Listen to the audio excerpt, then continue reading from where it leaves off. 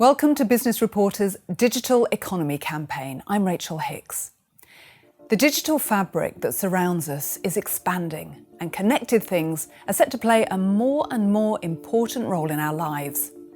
Smart home appliances, wearable health trackers, and digital personal assistants are common devices that improve our comfort, health, and productivity.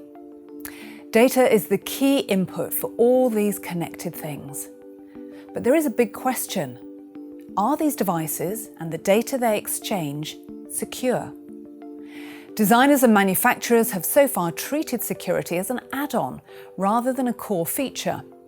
Our guest today will argue that the era of such complacence is over. From now on, data security should be treated as a human right, and businesses must build trust into the very core of connected things.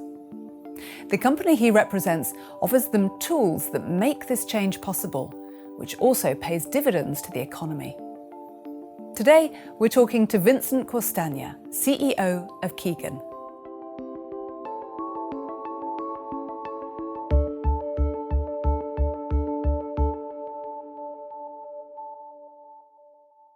Vincent, good morning and welcome.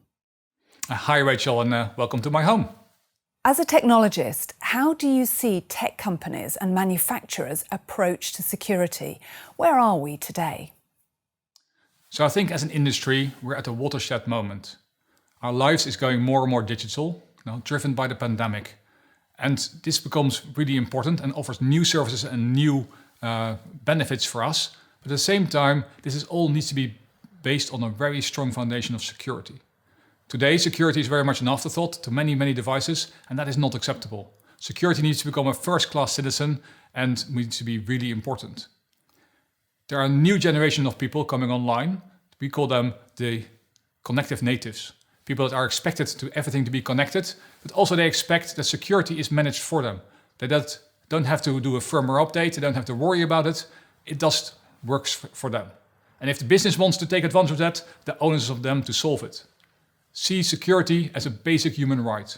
And businesses that can embrace that, they will win and they will become the drivers of the future. We've had secure smartphones for a decade. Why do we need a shift in our approach to security now? Well, smartphones are a great example. Smartphones are really secure and really important, but we're seeing a lot more technology. Just in my house, we have smart speakers, smart cameras, we have a washing machine that wants to be on the Wi-Fi, we have many different devices coming.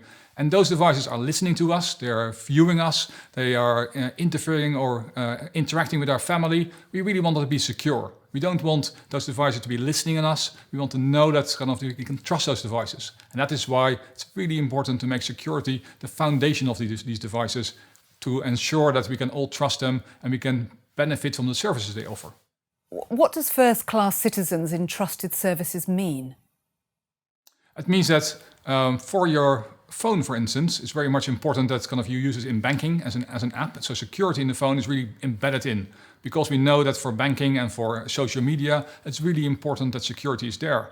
But again, as I said, like a camera or a speaker, but it needs to have security as a first-class citizen too. You need to make sure that it has really good security, it doesn't get hacked, it doesn't get badly treated. Similarly, security will also allow us to do things like medical trackers. You don't want your medical data to be online. You want to make sure you can actually trust these things. So the security of a phone is really good, and we need to make sure that that same security ends up in all our devices in the fabric of our home. So how can we enable all connected things to become such first-class citizens? Well, to us, we think the SIM is really interesting technology. The SIM is the heart of the trust of a mobile phone. And we can use that SIM and extend it, make it better, and extend it into devices like the cameras, like the IoT devices, and make sure it's integrated into that. And base that security of those devices on the same technology we use with the mobile phones. That will make sure that it's the same level of security, but also it gets managed. So you don't have to think about the security. It's just, you switch it on, it's there. You don't have to manage it, you don't have to do firmware updates. The device and the service will take care of that for you. What additional benefits does the integrated SIM actually offer? Well, the additional benefits, a SIM itself is great, but it's a little inconvenient. It has a hole in the side of the device. for an IoT device, that can be annoying, it can be dust, it can be water, it can be difficult environments. So actually having it integrated in the device, you can see it. The device gets smaller, that's really important. If you think about wearables, phones can be kind of a certain size, watches very different size, other wearables much smaller, so you get a size benefit. We call that form factor, but also battery life. A lot of these devices kind of have to be charged. Battery life or energy efficiency is very important. And again, by integrating that SIM into the main device, makes it all kind of better, and the performance and battery life also last longer. So how does Kigen drive the future of the integrated SIM?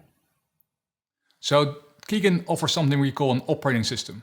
A tiny, tiny operating system that's the heart of security. That is something that Kigen makes available so that everybody can standardize on that operating system to make sure that their security services are all kind of working on that same level playing field. And at the same time, Kigen also offers a managed service to make sure that operating system stays up to date and the highest level of security.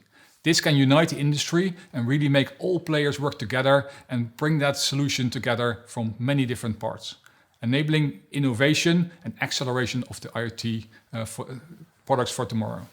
How unique is your technology, and what's the scope of its potential use? So we are leading the industry. We're really trying to kind of make sure that we take the industry with us. One of the uniqueness from us is that actually we're working as an ecosystem. So we're working with many different companies, many brands. We don't believe that one company can solve security on its own. We believe it's a thing we do together. So our uniqueness is actually the working across the industry, but also that we are leading the industry in probably 18 to 24 months ahead of where others are, to try to pull them along and get them to embrace this new vision. So we've talked about the need of a significant shift. Looking forwards, when do you think this shift is going to happen? Well, the shift is happening now in kind of early production. So we have the first products going to production this year. We think that the ramp is going to happen next year. And my belief that in the next 5 years, this really will be built into every device, into your home, be that your washing machine, your camera, or devices in industrial settings like sensors on walls or robots and things like that. Thank you very much, Vincent, for sharing that vision with us today. Goodbye. Oh, thank you so much.